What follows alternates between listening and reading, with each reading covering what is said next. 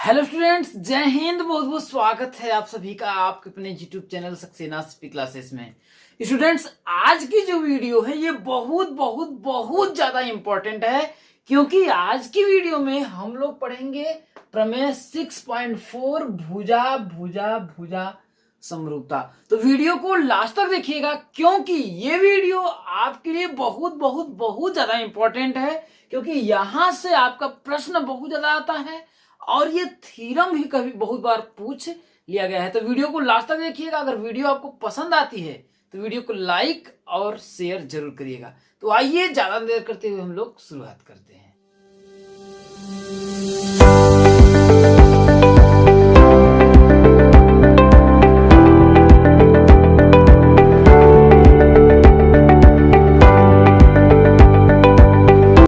देखिए, प्रमेय 6.4 आपका क्या कह रहा है? यदि दो त्रिभुजों में एक त्रिभुज की भुजाएं दूसरे त्रिभुज की भुजाओं के समानुपाती हो तो इनके संगत कोण बराबर होते हैं, इसलिए दोनों त्रिभुज समरूप होते हैं। हमें क्या करना है? दोनों को समरूप सिद्ध करना है। मतलब कि इसमें आपका दिया क्या? देखिए, आपका दो त्रिभुज है। क्या है आपका? दो त्रिभुज है। ये जो प्रमेय है,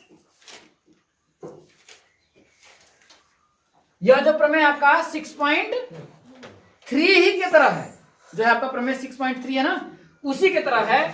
और ये 6.4 है। ठीक है, इसमें क्या कह रहा है? देखिए, दो त्रिभुज है। एक त्रिभुज ए बी सी है और दूसरा जो आपका त्रिभुज है वो क्या है? आपका पी क्यू आर है। ये आपका क्या हो गया? त्रिभुज हो गया। ठीक है, अब कह रहा है कि यदि दो त्रिभुजों में एक त्रिभुज की भुजाएं एक त्रिभुज दूसरे त्रिभुज की भुजाओं के समानुपाती हैं। मतलब आपका दिया है। क्या है आपका? दिया है। क्या दिया है आपका? देखिए कि ए बी अनुपात पी क्यू। इसमें उसमें हमें क्या करना था? सिद्ध करना था ना। और इसमें क्या है आपका? दिया है। क्या दिया आपका? देखिए, ए बी अनुपात क्या हो जाएगा? पी क्यू बराबर बीसी। क्या हो जाएगा आपका? बीसी अनुपात क्या हो जाएगा? क्यू आर बराबर क्या होगा? एसी। क्या हो जाएगा आपका? एसी अनुपात क्या हो जाएगा आपका? P R. इसे समीकरण नंबर आप क्या मान लीजिए? फर्स्ट मान लीजिए। ये दिया है और हमें सिद्ध क्या करना है? इनके ये जो संगत कोण हैं ये आपस में क्या है? बराबर हैं। क्या है आपके? बराबर हैं। हमें क्या करना है? सिद्ध करना है। सिद्ध करना है। क्या सिद्ध करना है? कि कोण B बराबर कोण Q और कोण A बराबर कोण B। मतलब ये इसके बराबर, ये इसके बराबर और ये कोण इसके बराबर। मतलब आपका कोण क्या हो जाएगा? कोण C बराबर कोण R। यहां तक बात समझ में आया? ये चीजें तो हमारा क्लियर हो गया। अब हम लोग जो आगे की बात है, अब हमें क्या करना होगा? अगर कुछ रचना है तो हम रचना करेंगे। तो प्रमेय 6.3 की ही बात थी। इसमें भी क्या करेंगे? दो पॉइंट हम क्या करेंगे? एक ई लेंगे और एक डी लेंगे और एक ई लेंगे। तो रचना में हम क्या करेंगे? रचना भुजा पी क्यू। क्या है? भुजा पी क्यू तथा किस पे? P R. पी आर पर दो बिंदु कौन कौन से? डी तथा ई इस प्रकार हैं। इस प्रकार हैं। किस प्रकार हैं? कि क्या हो जाएगा? मान लेते हैं एक बिंदु इस पे हो गया आपका डी और इस पे क्या हो गया आपका? ई। इनको इससे मिला दीजिए। इस प्रकार हैं कि ए बी बराबर पी डी। क्या है आपका? देखिए, ए बी बराबर क्या है आपके? पी डी के। इसे समीकरण नंबर क्या मान लीजिए? 2 मान लीजिए। इनका काम पड़ेगा। ठीक है, और एसी क्या है आपके? एसी बराबर है किसके? पीई के। क्या है आपके? पीई के, इसे समीकरण नंबर क्या मान लें हम? 3 मान लें। यहाँ तक बात समझ में आया? देखिए दो तो भुजाएं हो गई। अब अगर हम इसको सिद्ध कर दें कि ये भी अगर आपस में बराबर हो जाएं तो त्रिभुज क्या होगा? तीनों कोण बराबर हो जाएंगे। हो जाएगा नहीं हो जाएगा? तो कोण ए इसके बराबर होगा, ये इसके बराबर होगा और ये इसके बराबर हो जाएगा। है कि नहीं है? इतनी बातें समझ में आई कि नहीं आई? तो हो गया। अब हम क्या करेंगे? डी से ई को मिला दीजिए। ठीक है, तो हाँ समझ लीजिए यहाँ पर हमने मिला दिया। अब आगे क्या है आपका? उपपत्ति आता है। क्या आता है? उपपत्ति आता है। ठीक है, तो हम क्या करते हैं? देखिए इसमें से समीकरण 1 से, किससे? समीकरण 1 से ए बी बटा के पी क्यू और ए सी बटा के पी आर ले लेते हैं। क्या करते हैं? ए बी बटा के पी क्यू, किससे? समीकरण 1 से। क्या हमने लिया? देखिए ए बी बटा के पी क्यू है कि नहीं है? तो ए बी बटा के पी क्यू बराबर क्या हो जाएगा? ए सी क्या हो जाएगा आपका? देखिए ए सी बटा क्या हो जाएगा आपका? पी आर हो जाएगा। यहां तक कोई दिक्कत है? यहां तक दिक्कत नहीं है ना? अब यहां देखिए कि ए बी बराबर पी डी है। ए बी की जगह हम पी डी लिख सकते हैं? नहीं लिख सकते हैं? लिख सकते नहीं? समीकरण 2 में ए बी बराबर पी डी है और ए सी बराबर पीई है। तो ए बी की जगह पे आप क्या रख दीजिए? पी डी रखिए। क्यों रख रहे हैं उसको भी बता रहे हैं। ठीक है, तो यहां हो जाएगा देखिए पी डी अब बटा के क्या हो जाएगा? पी क्यू बराबर क्या हो जाएगा आपका? देखिए समीकरण 3 से पीई, तो हो जाएगा आपका देखिए पीई बटा के पी आर। ये बात समझ में आया कि नहीं आया? पीई बटा के पी आर। इसे समीकरण नंबर आप क्या मान लीजिए? 4 मान लीजिए। क्या मान लीजिए? समीकरण नंबर 4 मान लीजिए। समीकरण 4 मान लेंगे। अब क्या करिए? देखिए सिंपल बात, हम क्या कर रहे हैं? इसका अनुपात ज्ञात कर लेंगे तो इसको क्या करेंगे? समांतर सिद्ध कर देंगे। कर लेंगे नहीं? तो अब क्या करना पड़ेगा? देखिए हमको क्या करना है? पीडी को बचाना है। पीडी को क्या करना है? बचाना है। तो पीडी को क्या करेंगे? व्युत्क्रम करेंगे। तो कर दीजिए व्युत्क्रम करने पर, व्युत्क्रम करने पर ये जो हुआ आपका आया है, यहां पर लिख दीजिएगा। यहां पर समीकरण किससे है? 2 व 3 से, तभी ना ए बी की जगह पे पीडी हुआ है कि नहीं? अब व्युत्क्रम करेंगे तो आपका हो जाएगा देखिए पी क्यू बटा के पी डी, यही ना, बराबर हो जाएगा देखिए पी आर बटा के पीई। यहां तक बात समझ में आया कि नहीं है?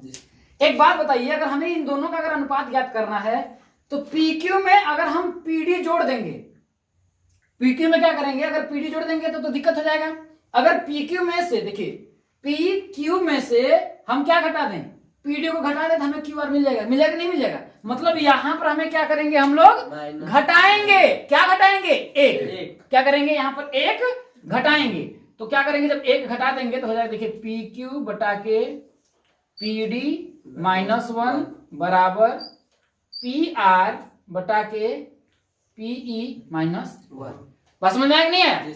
अब इसके आगे अगर हम करेंगे तो हो जाएगा देखिए P Q -1, sorry P Q -1 है। तो जब इसको करेंगे तो क्या होगा आपका?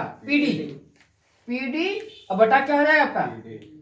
पीडी बराबर हो जाएगा देखिए आपका पी आर पीई बटा क्या हो जाएगा आपका? पीई। ये बात समझ में आया कि नहीं है? अब देखिए पी क्यू माइनस पीई, देखिए पी क्यू पूरे में से अगर मैं इस पीडी को घटा दूंगा तो बचेगा क्या?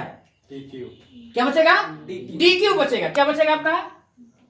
डी क्यू बचेगा। अब बटा क्या हो जाएगा आपका? पीडी। अब बराबर इसमें से घटाएंगे तो क्या बचेगा? पीई जब घट जाएगा आपका तो बचेगा क्या? आर ई या ई आर बचेगा। तो हो जाएगा आपका देखिए ई आर। अब बटा क्या हो जाएगा आपका? पीई। अब पुनः इसका और इसका अनुपात बटा के इसका और इसका अनुपात मिल गया कि नहीं? पीडी बटा के डी को मिल गया कि नहीं मिल गया? तो पुनः इसको क्या कर दीजिए? व्युत्क्रम कर दीजिए। ठीक है, इसके आगे हम करते हैं तो क्या हो जाएगा आपका? देखिए पुनः व्युत्क्रम करने पर, जब पुनः आप व्युत्क्रम करेंगे तो क्या हो जाएगा? पीडी बटा के डी क्यू। क्या हो जाएगा? देखिए पीडी बटा के डी क्यू बराबर पीई बटा क्या हो जाएगा आपका? पीई बटा क्या हो जाएगा आपका? E R. ई आर हो जाएगा। देखिए पीडी बटा के D Q P E R. ये कौन सा प्रमेय में ऐसा होता है? थेल्स के प्रमेय में। अगर ये अनुपात अगर समान है तो ये दोनों रेखाएं भी तो समान होंगी, होगा कि नहीं होगा? अतः थेल्स के प्रमेय से, अतः थेल्स प्रमेय के किसे? विलोम से। थेल्स प्रमेय का विलोम ही ना कहता है। हाँ। तो क्या हो जाएगा आपका? डी ई समांतर हो जाएगा किसके? क्यू आर के। तो क्या हो जाएगा आपका?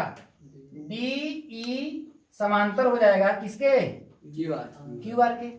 जब डी ई समांतर हो गया आपका क्यू आर के, तो ये कोण और ये कोण बराबर हुआ कि नहीं हुआ? और ये कोण और ये कोण बराबर। क्यों? क्योंकि समांतर है तो संगत कोण भी क्या होंगे? क्योंकि हमने बताया ना कि अगर दो समांतर रेखाएं हो तो इनके ये जो संगत कोण होते हैं क्या होते हैं? बराबर होते हैं। तो इस प्रकार से हम कह सकते हैं क्या हो जाएगा? संगत कोण क्या होंगे? बराबर होंगे। जब संगत कोण आपके बराबर हो गए तो क्या होगा? देखिए, कोण डी बराबर कोण क्यू क्या हो जाएगा आपका? कोण डी बराबर कोण क्यू हो गया। होगा कि नहीं हो गया? कोण डी बराबर कोण क्यू हो गया और कोण ई बराबर क्या हो जाएगा? कोण आर हो जाएगा। इसे समीकरण नंबर हम लोग क्या मान लें? 4 है। इसे समीकरण नंबर क्या मान लीजिए?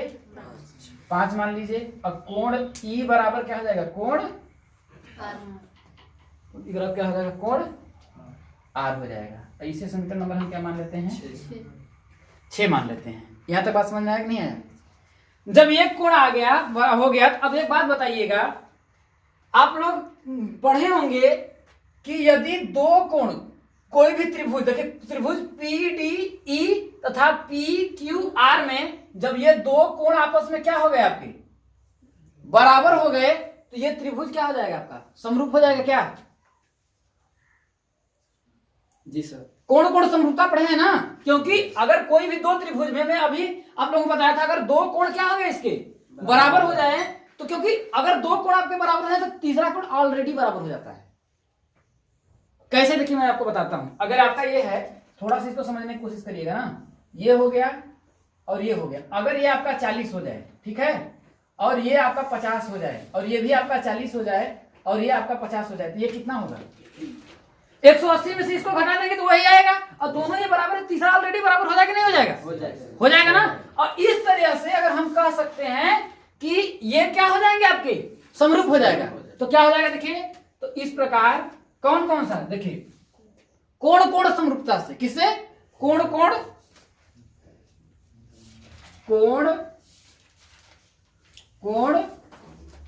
समरूपता से। कोण समरूपता से क्या हो जाएगा आपका? देखिए, त्रिभुज पी डी ई क्या हो जाएगा? त्रिभुज पी डी ई समरूप होगा किसके? त्रिभुज पी क्यू आर के। त्रिभुज पी क्यू आर। ये बात समझ में आया कि नहीं आया? यहां तक बात समझ में आया? जब इसके हो जाएगा, देखिए अब जब समरूप हो जाएगा तो हम लिख सकते हैं नहीं कि पी डी बटा के पी क्यू लिख सकते हैं? नहीं लिख सकते हैं? लिख सकते हैं। देखिए, पी डी बटा के डी क्यू बराबर पी डी बटा के पी क्यू। पी डी बटा पी क्यू हो जाएगा, सॉरी, पी डी बटा क्या हो जाएगा आपका? पी क्यू बराबर, ध्यान रखिए, इस भुजा का योग, इसके बाद डीई बटा के क्यू आर क्या हो जाएगा आपका?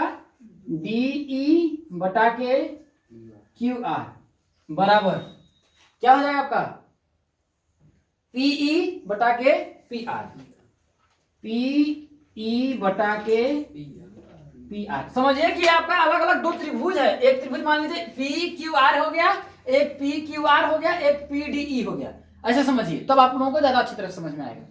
पी, देखिए पी डी ई अगर मान लें तो इसका और इस पूरे का अनुपात हो जाएगा, अब बटा के इसका और इसका अनुपात, अब बटा के इसका और इस पूरे का अनुपात बराबर हो जाएगा। अगर इसको हम मिटा दें, इस पूरे समझ मान लीजिए है या नहीं है, तब क्या होगा? पी क्यू, यही ना लिखा है, देखिए इसको पी डी मान ले, पी डी बटा के पी क्यू बराबर बीसी बटा के क्यू आर, क्योंकि समरूप हो गया ना, जब समरूप हो गया तो उनका अनुपात भी तो बराबर होगा। बस समझ में आएगा नहीं है? तो ये हो जाएगा, इसको हम लिख लेते हैं। देखिए डी है, ये क्या था आपका ई था। जब ये समरूप हो गया तो इसे समीकरण नंबर क्या मान लीजिए, 7 मान लीजिए। ध्यान रखिएगा एक पॉइंट देखिए, पीडी बटा के पी क्यू, यहां समीकरण देखिए पीडी, रुकिए 1 मिनट हम बता रहे हैं। अब क्या करते हैं, देख समझ रहे हैं, हम इसकी किसी एक को लिख लेते हैं। देखिए पीडी बटा के पी क्यू बराबर, इसमें से एक को, इसको और इसको ले लेते हैं, एक साथ हम ले लेते हैं। क्या करते हैं, इसको और इसको ले लेते हैं, इसको अभी हम छोड़ते हैं, उसका रीजन आप लोग बताते हैं।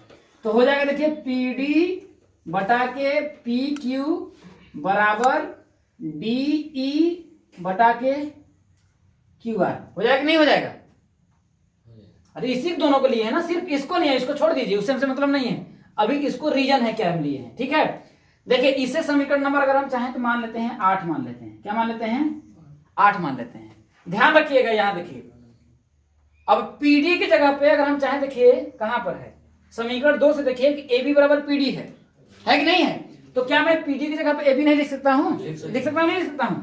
तो हो जाएगा देखिए ए बी बटा के, इसको छोड़िए यहां पर मैं लिखता हूं, ठीक है, यहां पर मैं लिखता हूं। देखिए कि ए बी बटा के क्या हो जाएगा, पीडी की जगह पे देखिए, क्योंकि पीडी बराबर ए बी है कि नहीं है? जब पीडी बराबर ए बी है तो ए बी बटा पी क्यू नहीं लिख सकता हूं? तो हो जाएगा ए बी बटा के पी क्यू बराबर डीई बटा के क्यू आर। हो जाएगा नहीं हो जाएगा? डी ई बटा के क्यू आर, इसे समीकरण नंबर आप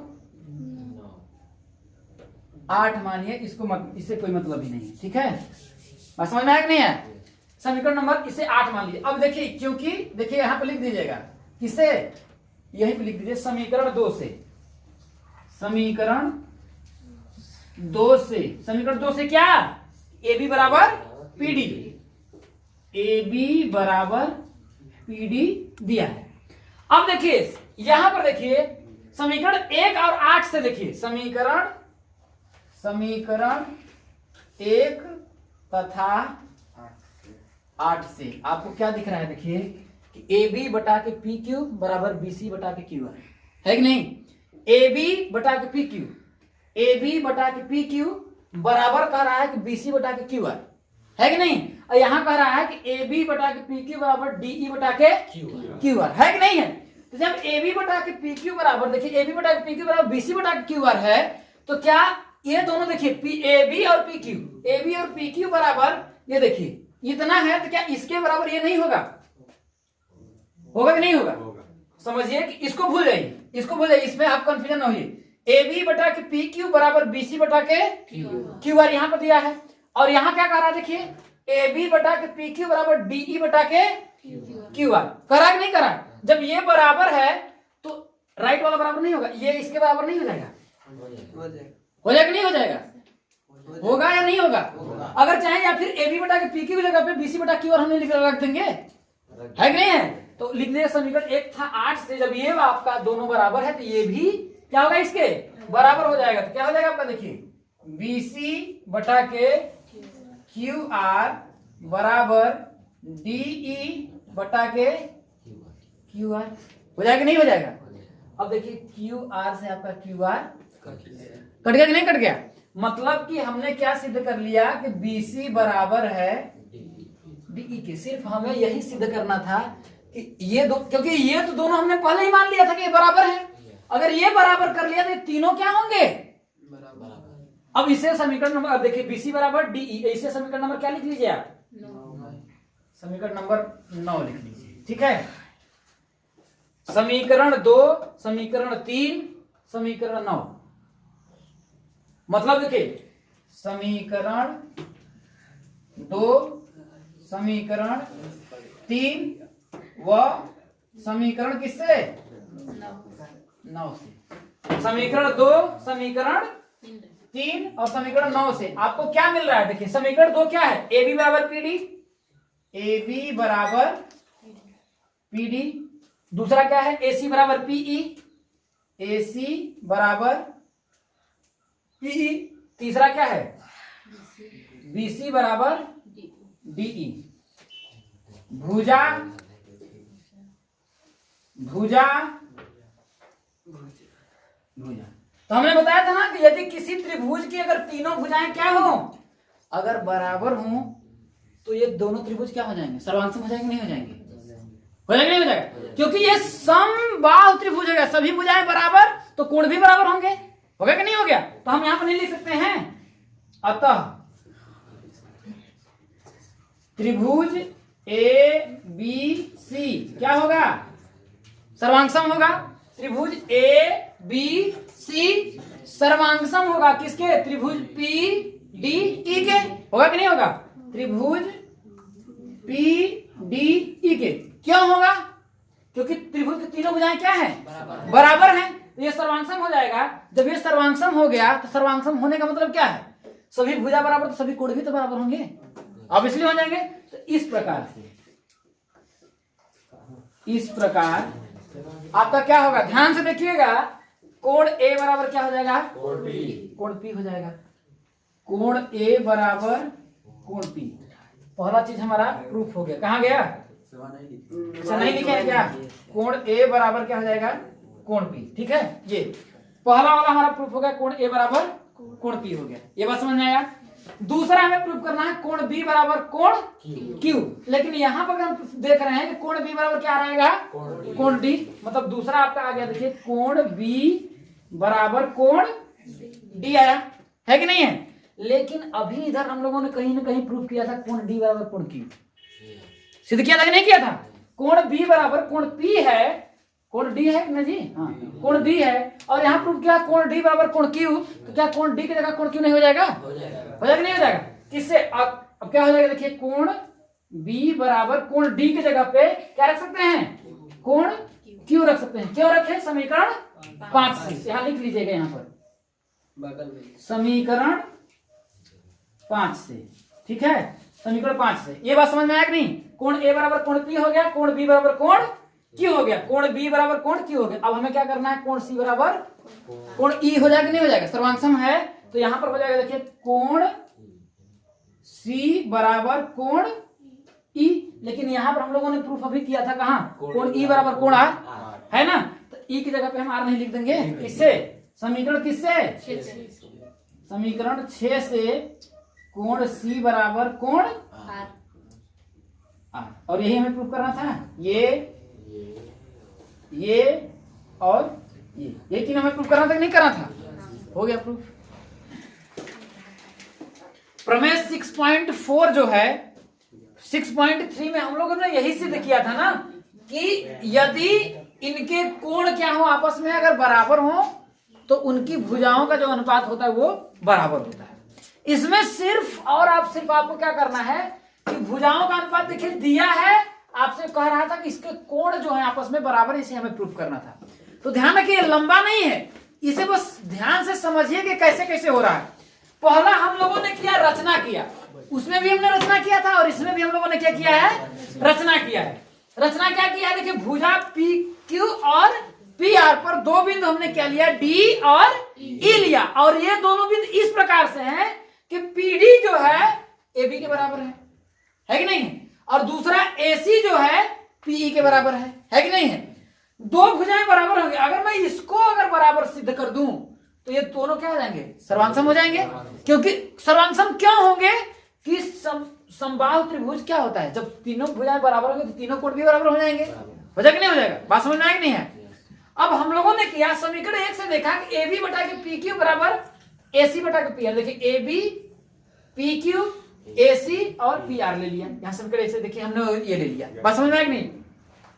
अब देखिए AB की जगह पे हम लोगों ने अभी किया कि AB बराबर क्या है आपका, PD है, तो AB की जगह हम लोगों ने PD रख दिया कि नहीं, समीकरण 1 से, समीकरण 2 से, 2 और 3 से, और AC बराबर क्या है आपका, PE है, तो AC की जगह हम लोगों ने क्या किया, PE रख दिया। ये बात समझ में आया।